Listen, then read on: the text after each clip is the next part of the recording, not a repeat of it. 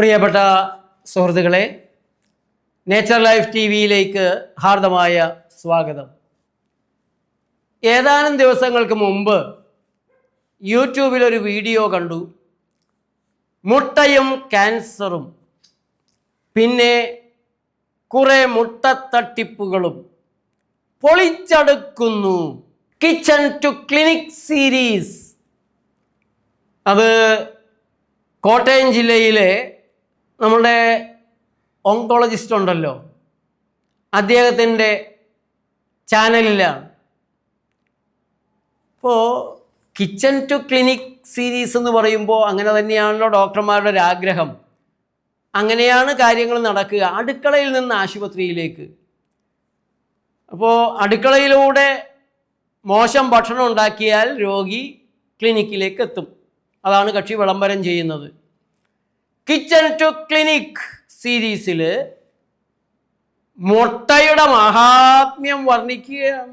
അത് സൂപ്പർ ഫുഡാണ്. അത് മുട്ടവാദികളെല്ലാവരും പറയുന്നൊരു പദമാണ്. സൂപ്പർ ഫുഡാണ് മുട്ട. അത് കഴിച്ചാലേ കിച്ചണിൽ നിന്ന് ക്ലിനിക്കിലേക്ക് രോഗികൾ എത്തൂ എന്നുള്ളത് അവർക്ക് നന്നായിട്ട് അറിയാം. അതിനുവേണ്ടിയുള്ള ശ്രമമാണ് നടത്തുന്നത്.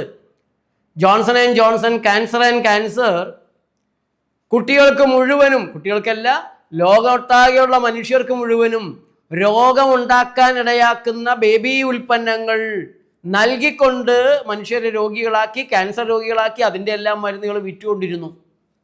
ഇപ്പോൾ തിരിച്ചടി കിട്ടിക്കൊണ്ടിരിക്കുകയാണ്. ഇപ്പോൾ കിച്ചണിൽ നിന്ന് ക്ലിനിക്കിലേക്ക് മനുഷ്യരെ വരുത്തണം. അതിനാണ് അദ്ദേഹത്തിൻ്റെ പൊളിച്ചടക്കൽ. അദ്ദേഹം പലതും ഇങ്ങനെ പൊളിച്ചടക്കുന്നുണ്ട്. ഏതായാലും ഞാൻ അദ്ദേഹത്തിനൊരു മറുപടി എന്ന നിലയ്ക്കല്ല, മറുപടിയൊന്നും കാര്യമായിട്ട് അർഹിക്കുന്ന ഒരാളല്ല. CP മാത്യു എന്ന doctor CP Mathew Kottayam medical കോളേജിൽ ഓങ്കോളജി ഡിപ്പാർട്ട്മെൻ്റ് എല്ലാം സ്ഥാപിച്ച് അതിൻ്റെ യന്ത്രങ്ങൾ കൊണ്ടുവന്നു പ്രവർത്തിപ്പിച്ച്, അങ്ങനെ കേരളത്തിലെ ക്യാൻസർ ചികിത്സയുടെ ഇന്നുള്ളവരുടെ എല്ലാം ഗുരുവായിട്ടുള്ള ഡോക്ടർ CP മാത്യു, അദ്ദേഹം അലോപ്പതി ഉപേക്ഷിച്ച് സിദ്ധയിലേക്ക് തിരിഞ്ഞു. അതിനൊരു കഥയുണ്ട്. മരിക്കാൻ വേണ്ടി വിട്ട, രക്ഷപ്പെടില്ല എന്ന് ഉറപ്പുള്ളൊരു രോഗി ഏതാനും മാസങ്ങൾ കഴിഞ്ഞ് പൂർണ്ണാരോഗ്യത്തോടെ തിരിച്ചു വന്നു. ഞെട്ടിപ്പോയി. താനെങ്ങനെ? അത് ഞാൻ ലാടഗുരുവിനെ കണ്ടു. അദ്ദേഹം എനിക്ക് ചില മരുന്നുകൾ തന്നു, സിദ്ധമരുന്നുകൾ. അങ്ങനെ രക്ഷപ്പെട്ടു. തേടിപ്പോയി. അതാണ് ശാസ്ത്രീയ ബുദ്ധി. കണ്ടുപിടിച്ചു. ശിഷ്യത്വം സ്വീകരിച്ച് കൂടെ നടന്ന്, പുറകെ നടന്ന് അമ്പരന്ന് പോയി. തൻ്റെ കയ്യിലിരിക്കുന്ന കീമോ മരുന്നുകൾക്ക് കൊലയല്ലാതെ, കൊലപാതകം നടത്താനല്ലാതെ നല്ലത് ചെയ്യാൻ സാധിക്കില്ല. ആരെയും രക്ഷിക്കാനും സാധിക്കുകയില്ല. പ്രാണന്റെ ബലം കൊണ്ട് രക്ഷപ്പെട്ടു പോന്നാൽ പോന്നു. അദ്ദേഹം അതിൻ്റെ സത്യം തിരിച്ചറിഞ്ഞു. ആ ലാടഗുരുവിൻ്റെ കൂടെ നടന്ന് അലഞ്ഞ് നടന്ന് മുഴുവൻ പഠിച്ചെടുത്ത് സിദ്ധരീതികൾ ചെയ്യാൻ തുടങ്ങി കീമോയ്ക്ക്. അങ്ങനെ കോട്ടയത്തെ പ്രശസ്തനായ ഒരു ഓങ്കോളജിസ്റ്റ് നാട്ടുകാർക്ക് മുഴുവനും കീമോയും റേഡിയേഷനും സർജറിയും എല്ലാം നിർദ്ദേശിക്കുന്ന ഒരു വിദഗ്ധൻ, ഒരു വിദ്വാൻ, തൻ്റെ അമ്മയ്ക്ക് ക്യാൻസർ വന്നപ്പോൾ ഡോക്ടർ CP മാത്യുവിൻ്റെ അടുത്താണ് കൊണ്ടുപോയത്. സിദ്ധ ചെയ്തും പ്രകൃതി ഭക്ഷണം കഴിച്ചും അമ്മ രോഗം മാറി. എന്നുവെച്ച് ഡാക്ടർക്ക് മാറാൻ പറ്റത്തില്ലല്ലോ. കോടികൾ മുടക്കി പഠിച്ചതല്ലേ.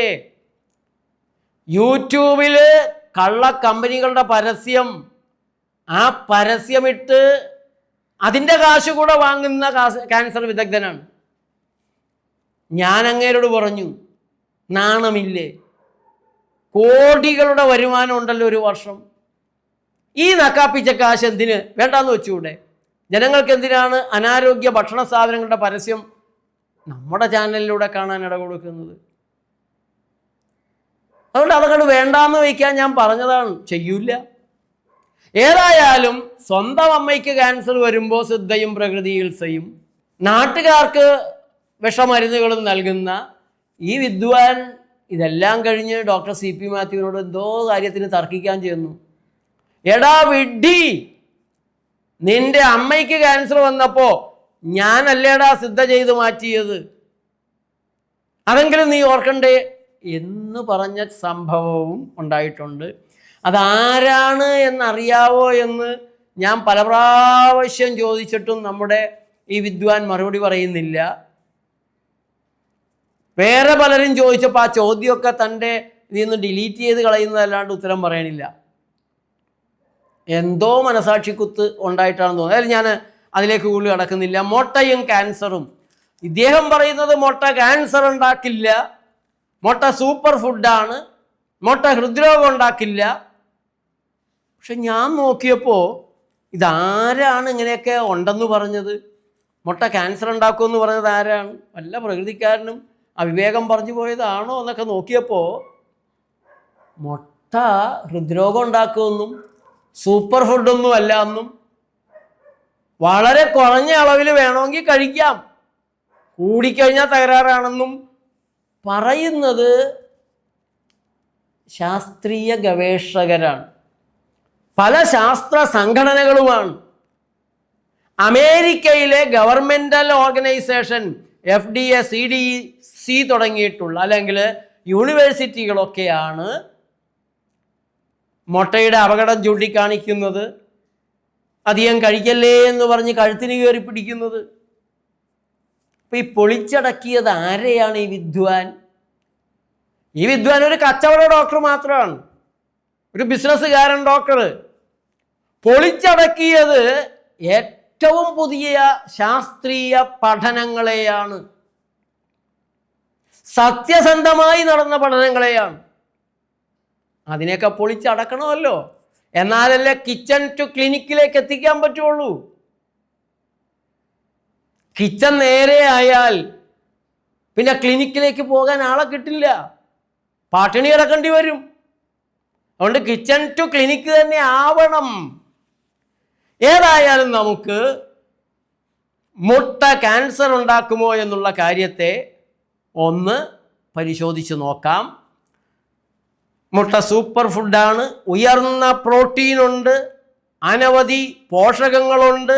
6 ഗ്രാം പ്രോട്ടീൻ ഒരു വലിയ മുട്ടയിൽ, 186 mg അതിൻ്റെ മഞ്ഞയിൽ കൊളസ്ട്രോൾ ഉണ്ട്. ആരോഗ്യമുള്ളവർക്ക് കുഴപ്പമൊന്നും ചെയ്തില്ല എന്ന് വരും. പക്ഷേ ഹൈപ്പർ റെസ്പോണ്ടേഴ്സ്, പെട്ടെന്ന് പ്രതികരണമുള്ളവർ, ശാരീരികമായിട്ടുള്ള പ്രതികരണമുള്ളവർ, ഹൃദയരോഗങ്ങളുള്ളവരിൽ മുട്ട കൂടുതൽ കഴിച്ചാൽ LDL ചീത്ത കൊളസ്ട്രോൾ എന്നിവർ പറയുന്നത് കൂടും എന്നാണ് പഠനങ്ങളിൽ കാണുന്നത്. അതുപോലെ ക്രോണിക് രോഗങ്ങളുമായിട്ടുള്ള ബന്ധം, ദൂരവ്യാപകമായ ആരോഗ്യ തകരാറുകളുമായി കൂടുതൽ മുട്ട കഴിക്കുന്നവരിൽ ദൂരവ്യാപകമായ ആരോഗ്യ പ്രയാസങ്ങൾ, രോഗങ്ങൾ ഉണ്ടാകുന്നതായി കണ്ടെത്തിയിട്ടുണ്ട്.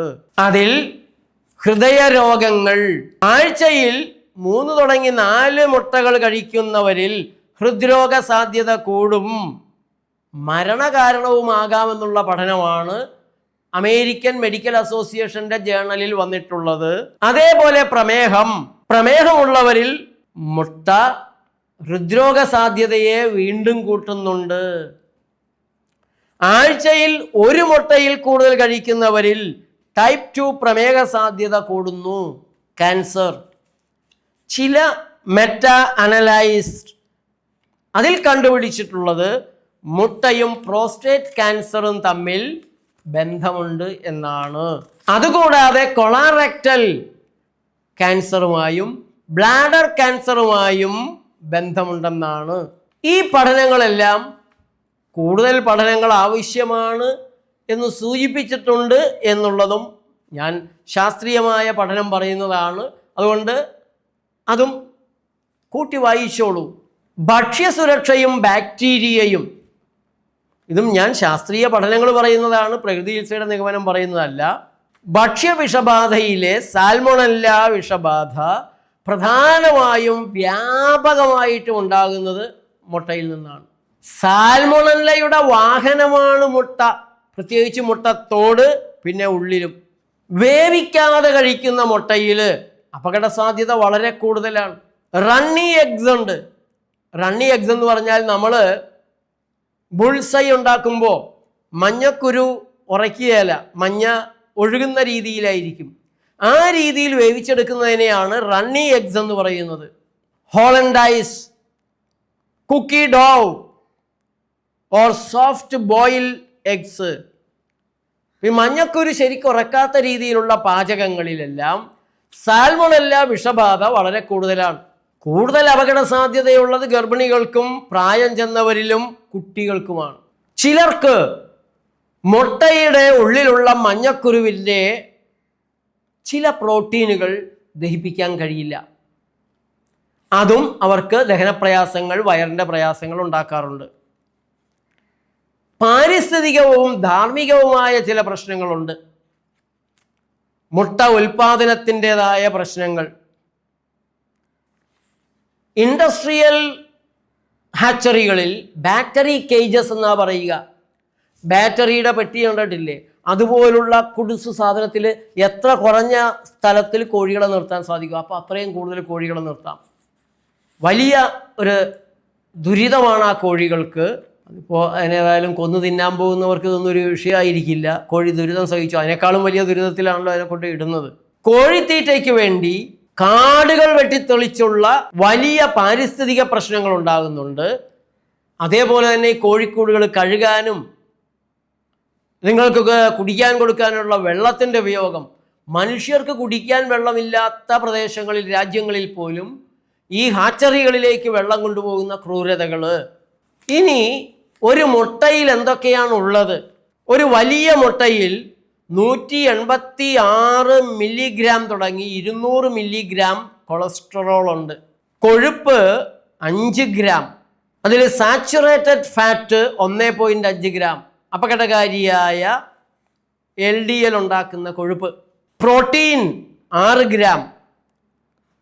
Calorie 72 kilo calorie.